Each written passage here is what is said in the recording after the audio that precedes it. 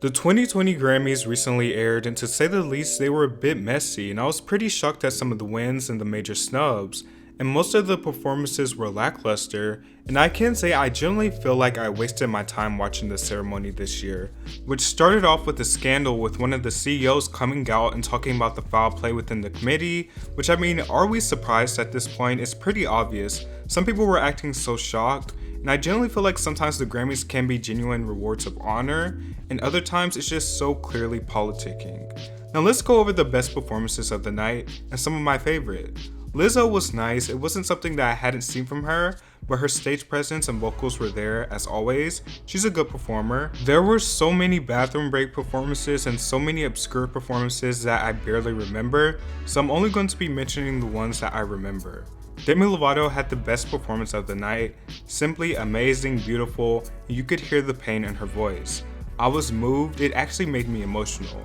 I love Tyler the Creator's performance. It was very creative, no pun intended, and he was very energetic, which is what I love about Tyler. Ariana did a good performance, and it was symbolic of her ending the Thank You Next era. She gave choreo and vocals, and Billie did a sweet performance of When the Party's Over, just raw and laid back, and she was actually showing off her range, which she has way more than she lets on. It's also been reported that Taylor Swift was supposed to perform her song The Man, but pulled out of the show after the recent controversies surrounding the Grammys. Now on to the wins. Billie Eilish was this year's main winner. I believe she won every single one of her nominations, and they all were main categories. After her brother won Producer of the Year and her album won Best Engineering, it just sort of makes sense that she would win Album of the Year. When We All Fall Asleep is a good album, however, I personally feel like Ariana deserved it, and I saw a lot of people talking about Lana as well, and let me say what you want about Lana, like I haven't been a huge fan of her in recent years, but the fact that she's as influential as she is basically put the alternative pop thing on the map for this generation. She's long overdue for something. She literally flipped the script of her career. At the beginning of her career, she was a critical punching bag. Now she's one of the most celebrated artists by critics, and it's quite shocking to me that she has absolutely no Grammys. Now I will say this, I don't like how people are hating on Billie for the awards she won. It's not her fault. She had a great year with some good music that was big, so it's understandable why she would win.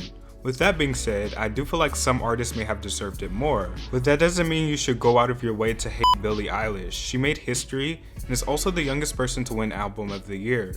She won Song of the Year for Bad Guy, which was fitting, I would say, because honestly, look back on 2019, either Bad Guy or Old Town Road will be Song of the Year.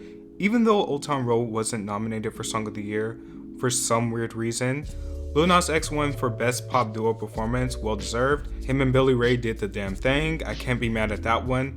Billie also won Best New Artist, which she deserves, either her or Lizzo. Billie won for Record of the Year, which I felt Ariana should have won for 7 Rings. I'm happy for Lil Nas X and all of his success.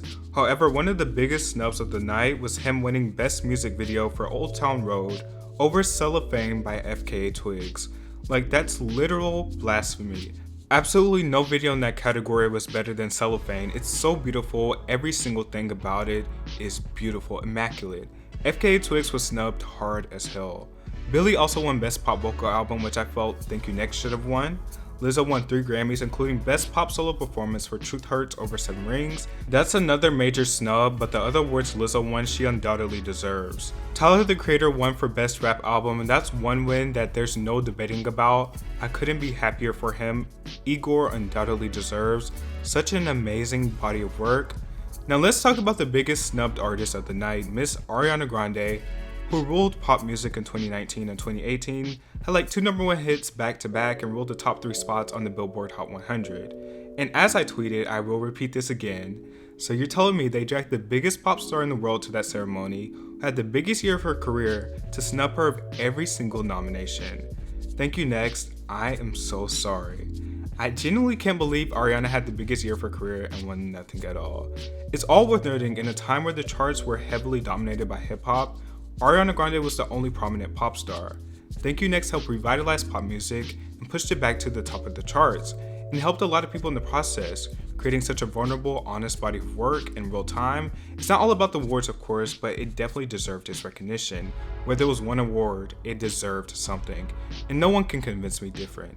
Many people are actually comparing this to Mariah Carey and her 1995 classic album Daydream, in which the album had sold 25 million copies, She achieved the longest running #1 hit single of all time up until that point with One Sweet Day, received rave reviews, and she was nominated for 6 awards and won nothing.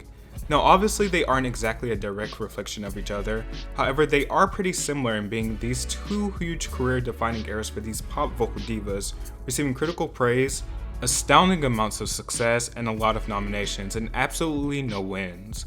I would also like to circle back around and say NFR by Lana Del Rey is sort of having a melodrama effect, because what would a Grammy video be without me mentioning melodrama?